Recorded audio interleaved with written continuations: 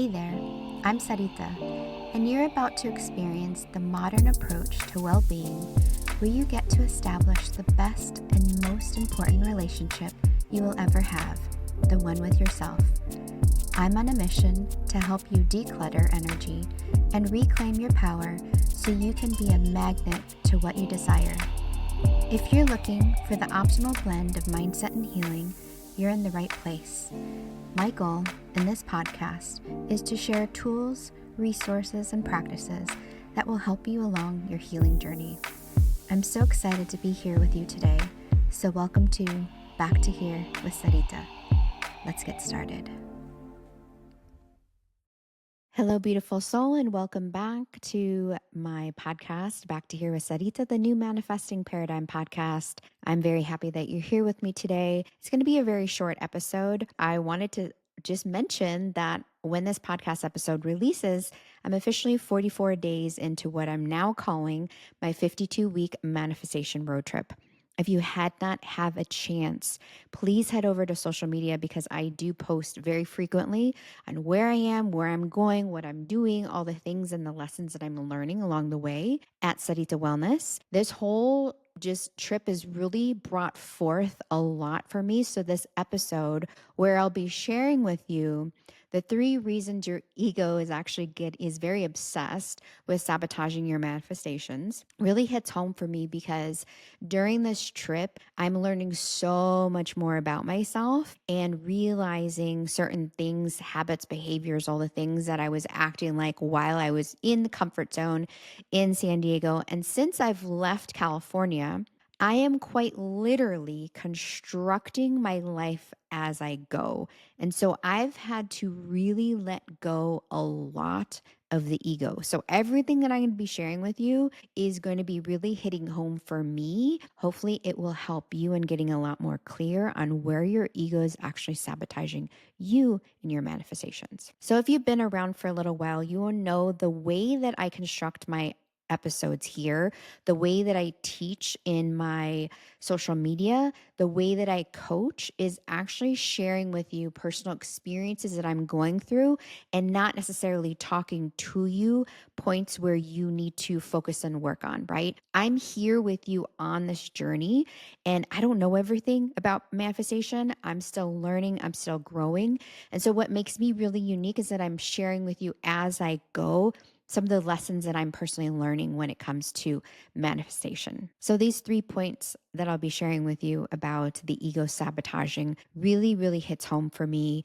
And it's very present with me right now as I've made this very massive transition in my life, quite literally constructing my life as I go, living out of my car and traveling from state to state. So before we start, I just wanted to touch very briefly on the ego and what it is.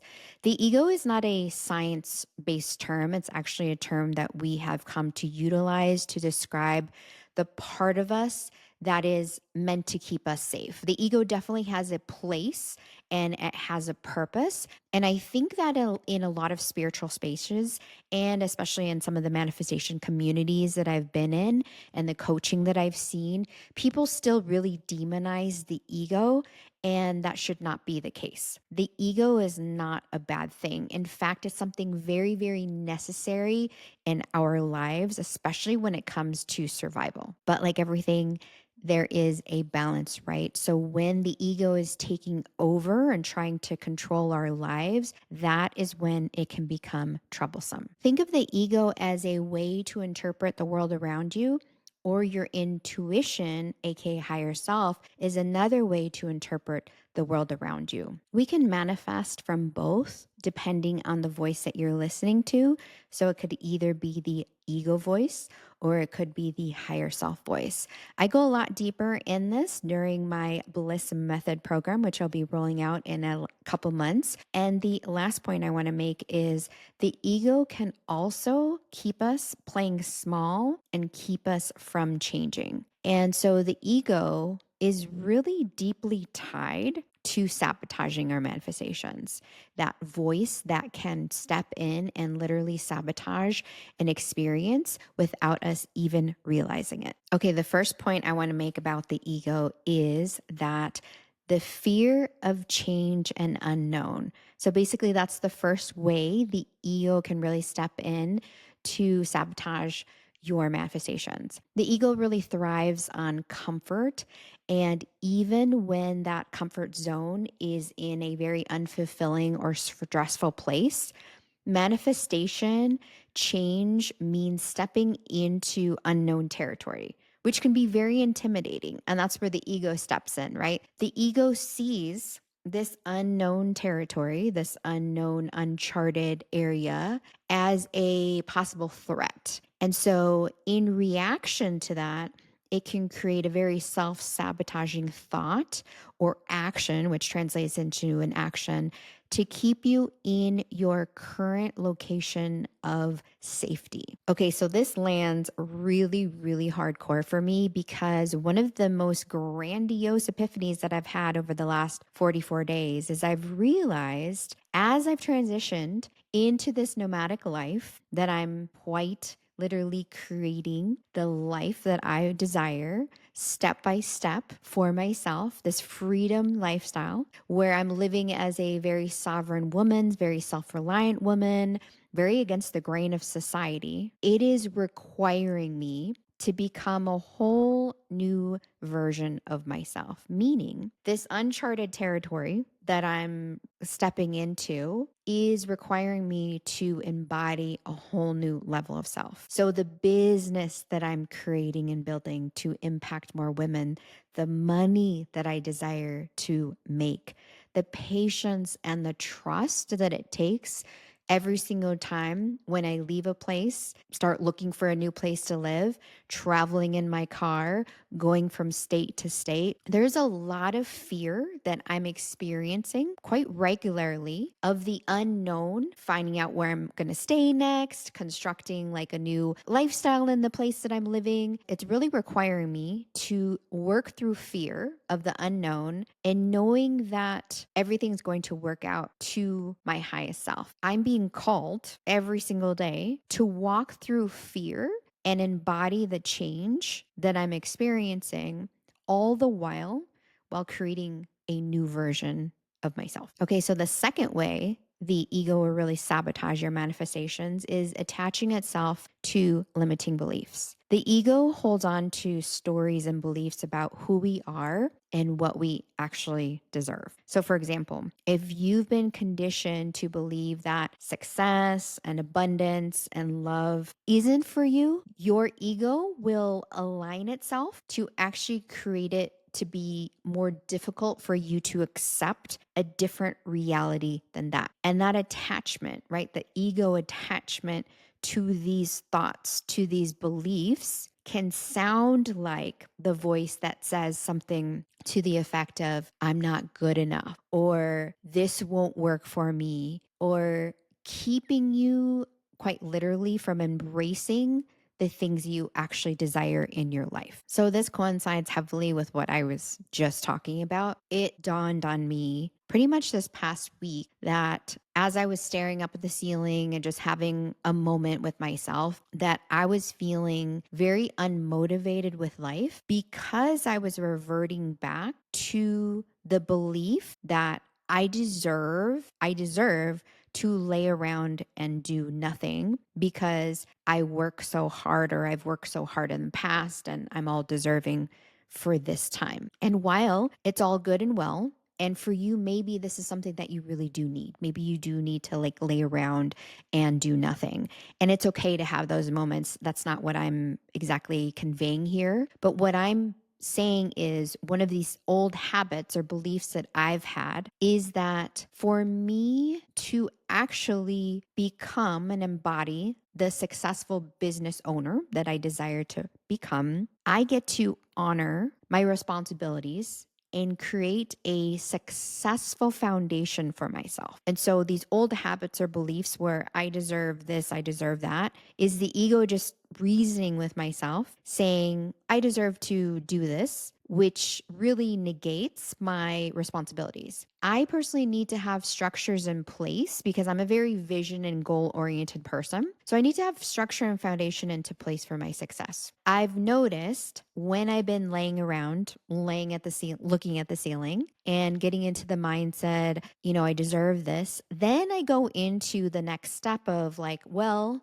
I deserve this, but I also should be doing something and commencing something or starting something or working on something. So it's definitely ego that's talking. So I realized and recognized that the ego gets in the way of that when I am listening to higher self. The higher self is communicating to me and sharing with me. We can utilize, or I can utilize the ego to my benefit to support me in constructing a foundation and schedule for myself to set myself up for success. So this may look way different for you, right? You may have the ego telling you, oh, I need to be doing something and so I can't rest.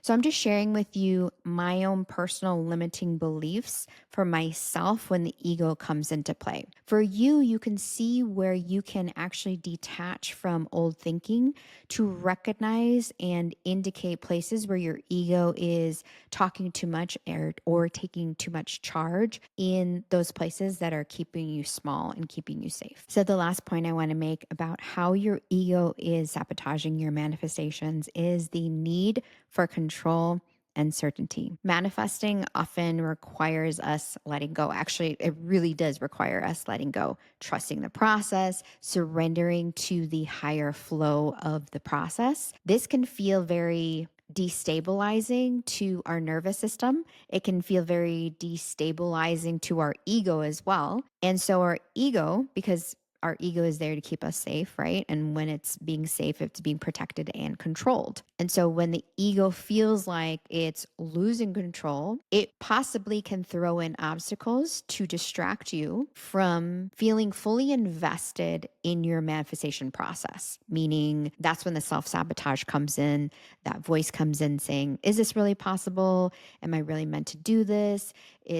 Can I really surrender? So it ends up holding really tightly on the reins instead of surrendering and letting go to what is meant to happen. So this one really sums it up for me. I am a recovering controller. Anybody else? It has been in the last 3 years and pretty much the lifetime of this podcast that I have realized how much I was controlling my life, the outcomes, trying to control the people around me, trying to control the thoughts of the other people around me, just so I could avoid getting judged and essentially so I could avoid getting hurt. So naturally, if I was trying or if I've been trying for a long time to control my environment around me, that's really leaked into my trust in manifestation.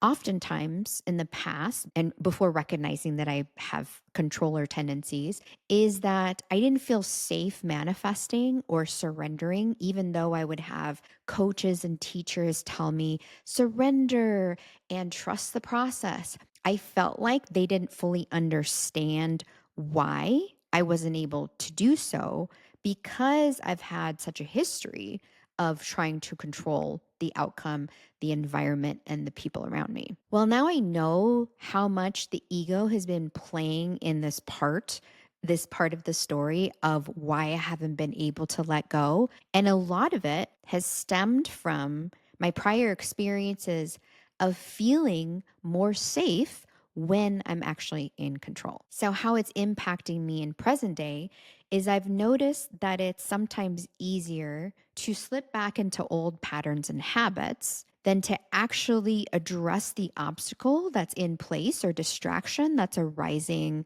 that's coming from my ego, literally reasoning with myself and telling me, oh, you're okay doing the thing that you're doing, you're fine, versus actually addressing the underlying causation or belief behind it. Okay, so that about sums it up of the 3 reasons why your ego is obsessed with sabotaging your manifestations. And I find it really interesting how right now that all of this is just so prevalent with me as I've made this 52-week commitment to manifest my way across the United States and live nomadically is conveyed on social media. It looks like it's all fun and travel. But to be honest with you, as I'm a very, very honest person within this podcast and as much as I can on my social media, I share with you how I'm really being forced to confront a lot of the parts of me that I realize that I was heavily avoiding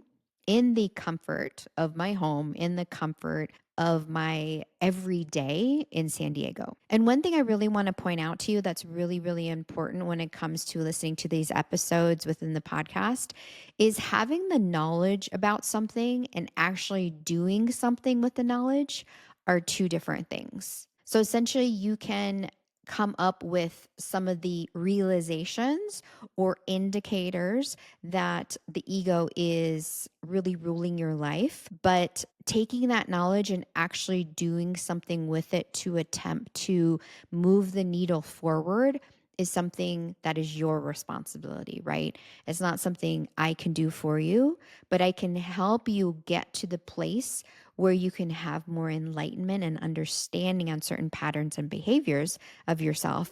And then it's your responsibility to make those changes. So I hope this awareness from this episode gave you some insight and heightening exactly where you are in regards to your journey with your ego. And I really hope that the knowledge that you have received from this episode, as short as it has been, that you can take that knowledge and alchemize it to help change your circumstances and move the needle forward for yourself. Okay, love, that about wraps up this episode. As usual, make sure to share this with somebody that you feel that would be very supportive to.